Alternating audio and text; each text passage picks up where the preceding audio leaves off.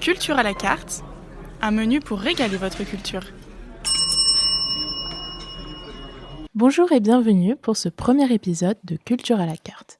Je suis en présence de l'équipe du podcast avec Inès, Charlotte, Louise et Jeanne et moi-même Emma pour ce service.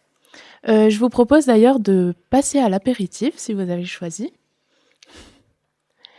Alors pour notre tout premier podcast, nous avons décidé de nous attaquer à un des sujets qui posent le plus de questions actuellement dans le domaine de l'art, l'IA et son utilisation. Elle est de plus en plus présente et bouleverse forcément notre approche à l'art et à la création artistique. On avait envie d'en parler car au moment où on enregistre, une vente a eu lieu chez Sotheby's. Une œuvre créée par une IA robot a été vendue pour 170 000 €. Il s'agit d'un portrait d'Alan Turing, qu'on considère aujourd'hui comme père de l'IA. Et donc le robot humanoïde, baptisé Aïda, sait peindre, sculpter et écrire, et sait parler de ses œuvres. Et ça résulte en fait de 5 ans d'entraînement.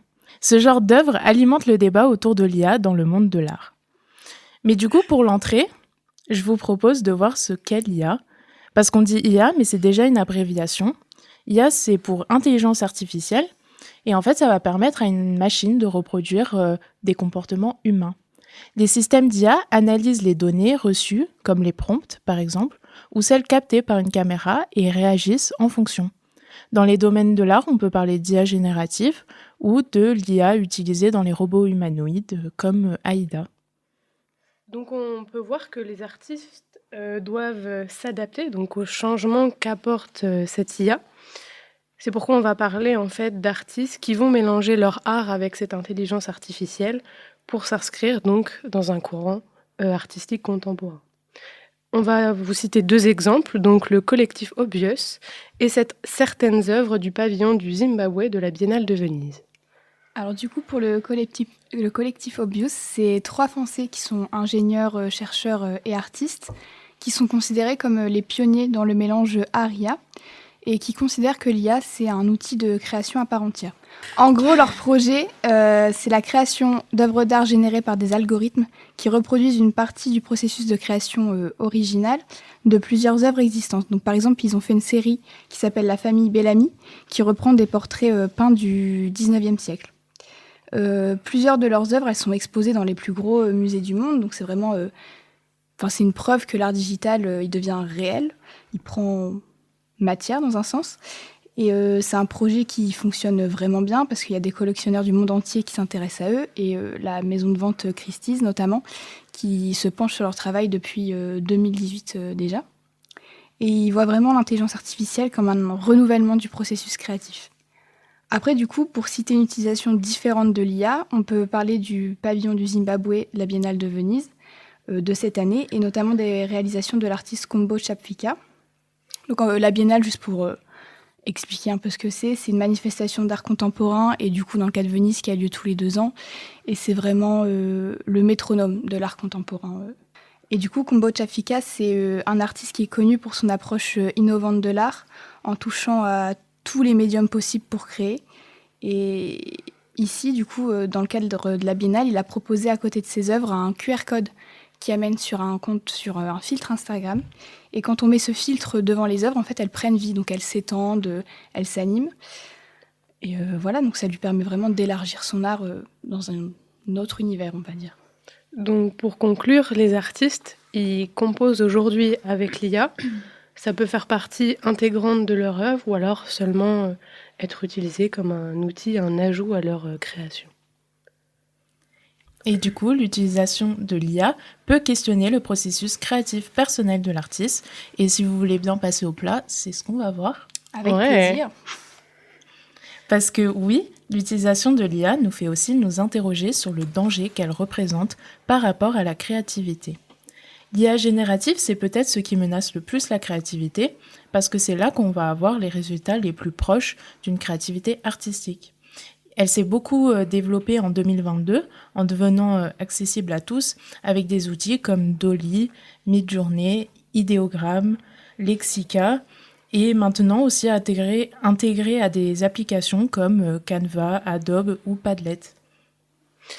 Donc en fait, pour entamer un petit peu la réflexion, en se basant sur la conception donc, de l'IA générative, on peut voir qu'il faut nécessairement un prompteur pour générer une image. Alors pour ceux qui ne connaissent pas trop l'IA générative, en fait, c'est le fait d'envoyer une information à l'IA qui va nous créer une image. Donc on peut dire par exemple Antoinette avec un jogging Adidas, et l'IA va vous sortir une image de Marie-Antoinette avec un jogging Adidas. Comment elle fait ça en fait? C'est grâce à l'association de plusieurs images qu'elle va trouver sur Internet. Voilà. Mais on tient à préciser quand même que quand on génère ce type d'image, il faut toujours un prompteur, quelqu'un qui a l'intention, et l'IA ne va pas créer des images d'elle-même et les publier sur Internet. Voilà. Donc l'IA ne peut pas vraiment créer d'elle-même. Il faut toujours une pensée qu'on dit intelligente et autonome, qui est l'homme. Aujourd'hui, on peut considérer que cet outil, il est utilisé par l'artiste. Donc j'insiste sur le fait que ce soit un outil, un médium finalement comme un autre, comme pourrait l'être un pinceau ou un burin. Voilà. D'ailleurs, certains soulignent quand même que le fait d'être prompteur, de donner des mots à l'IA générative, c'est quand même un talent puisque on a des notions, on a des mots à utiliser spécifiques pour avoir un résultat qui est plus ou moins complet. Donc ça nous ramène en fait à ces éternelles questions qu'on se pose toujours dans le monde de l'art. Qu'est-ce que l'art? Quand considère-t-on qu'il y a art?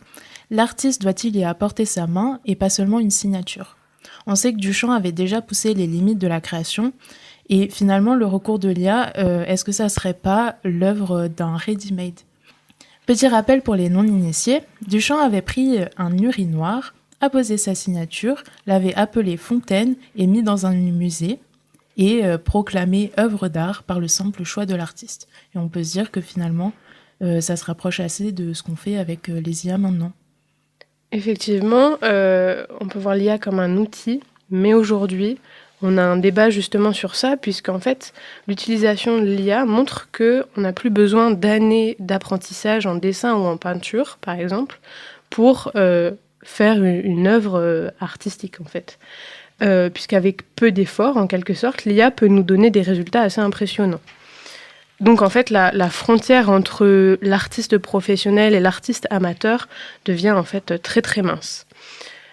Pour autant, on peut voir aussi une plus grande accessibilité du coup à cette création, puisque l'IA, en tout cas l'IA générative, est gratuite. Voilà. Enfin, certaines IA génératives sont gratuites. Et du coup, ça permet d'abaisser un peu toutes ces barrières techniques en offrant des outils qui sont quand même très intuitifs. Et du coup, ça rend la création artistique, en quelque sorte, plus accessible.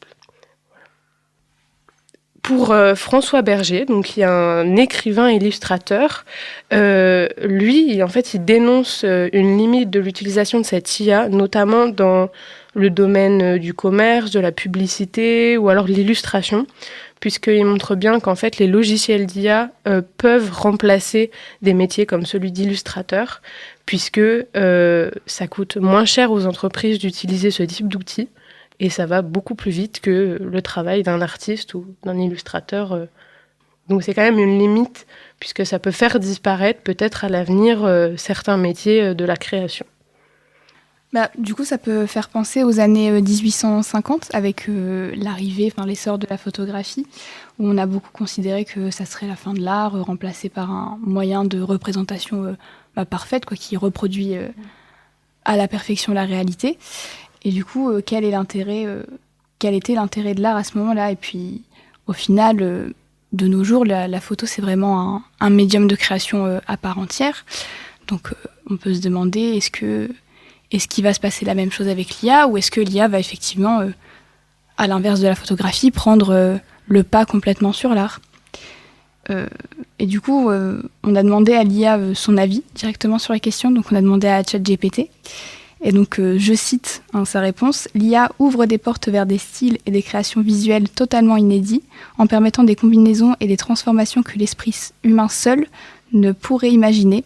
La personne peut générer avec rapidité des motifs et des styles différents. » Voilà. Il dit aussi « Libère l'artiste de certaines contraintes techniques et lui permet de se concentrer sur l'aspect conceptuel de son œuvre. » on pense ce qu'on veut de ce que l'IA nous dit. Tout à fait. Ouais. Bah, du coup, pour conclure un petit peu, on peut voir que l'IA générative, même l'avis qu'elle en a d'elle-même, pour elle, c'est assez prometteur. Voilà, ça nous offre de nouvelles perspectives pour l'art. Et effectivement, les projets qu'on a vus au début de ce podcast montrent bien que ça peut susciter la création, mais son développement soulève quand même de nombreuses questions éthiques, juridiques, auxquelles on va parler juste après. Mais oui, dans le droit, qu'en est-il de la reconnaissance de cette IA générative ? Qui détient les droits sur une œuvre créée par une IA ? L'artiste qui a programmé l'IA ? Celui qui a fourni les données d'entraînement ou l'IA elle-même. Droit d'auteur et propriété intellectuelle, il existe des débats juridiques concernant la propriété des œuvres générées par l'IA, surtout lorsque l'IA est entraînée sur des œuvres existantes en fait. C'est ce qu'on va voir avec le dessert si vous voulez bien. Pour parler un peu plus en fait du droit et de la législation en fait à l'égard de l'IA. Donc la législation européenne n'octroie pas le droit d'auteur aux œuvres créées à l'aide d'une IA, car les auteurs en fait se doivent d'être des personnes physiques ou morales, et que l'œuvre aussi doit être originale dans le sens où en fait elle se doit de ne pas être faite à partir d'autres œuvres.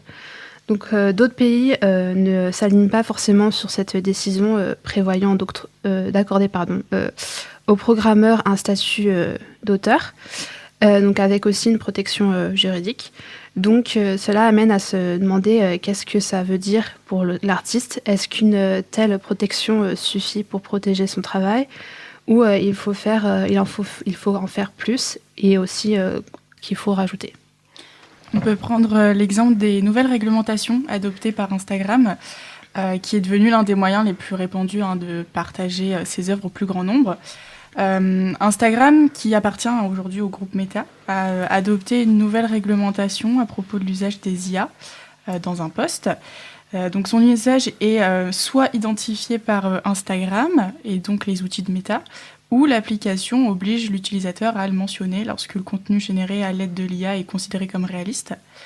Mais cette réglementation ne couvre pas vraiment des contenus plus artistiques. Par exemple, si une personne génère un contenu s'apparentant à une BD et qu'il n'est pas détecté par Meta, alors la personne n'est pas obligée en fait, de le mentionner, et on pourrait croire que c'est sa propre œuvre. Cette manière de fonctionner laisse donc des vides et gagnerait sûrement à être un petit peu plus pointilleuse. Mais aussi, lorsque l'étiquette notice sur l'IA est épinglée sur un post, l'utilisateur n'est pas tenu d'informer le spectateur sur ce qui, dans son post, a été ou non généré par l'IA, le laissant un peu ignorant face à ce qui pourrait être qualifié de vrai ou de faux, ou en tout cas ce qui relève de l'action humaine ou non. Mais du coup, ça reste le cadre juridique, un cadre qui est amené à évoluer en même temps du coup que l'IA et ses usages. C'est un cadre qui se veut juger le degré d'intervention de l'homme par rapport à la machine, et de décider s'il est digne de mériter sa protection du droit d'auteur. Pour finir, je vous propose de passer au café ou thé, et je crois que Jeanne, tu voulais nous parler d'un projet. Oui, alors je vais vous parler du coup d'un projet de recherche alimenté par l'IA qui a été publié récemment par le British Museum, qui est appelé du coup Living Museum. Cette interface permet d'entretenir une conversation avec des objets de la collection du musée, mais aussi de confectionner donc sa propre exposition. En plus donc de rendre la découverte des collections du musée plus ludique, ça rend donc le visiteur acteur dans ce processus de médiation. Lors de ces conversation avec les objets, le visiteur peut être donc guidé par des exemples de questions à poser. Sinon, il est complètement libre de poser ses propres questions et donc de les écrire. Donc, en humanisant les objets de la collection, cela rapproche le visiteur à ce qu'il observe, et aussi du coup d'apprendre un peu plus et de se sentir plus proche du musée, donc être comme participant. C'est un exemple de l'usage de l'IA avec mission de médiation. Un tel emploi en fait par une institution culturelle nous montre bien que plutôt que de subir ce développement de l'IA, le monde de l'art et du coup les institutions culturelles pourraient donc s'en servir pour en devenir acteurs. En fait, ça nous donne un exemple de ce que ça peut être le musée de demain finalement. Et c'est aussi de ça dont on voulait parler avec ce podcast. Que font les musées et institutions culturelles d'aujourd'hui pour se rendre plus attractifs, plus accessibles et plus inclusifs ?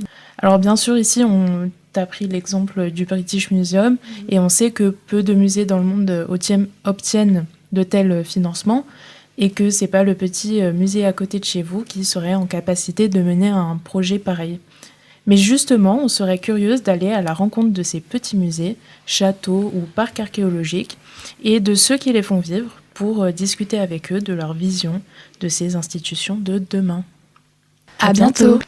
On vous invite à écouter le prochain podcast qui arrive bientôt et dont le sujet sera le vandalisme.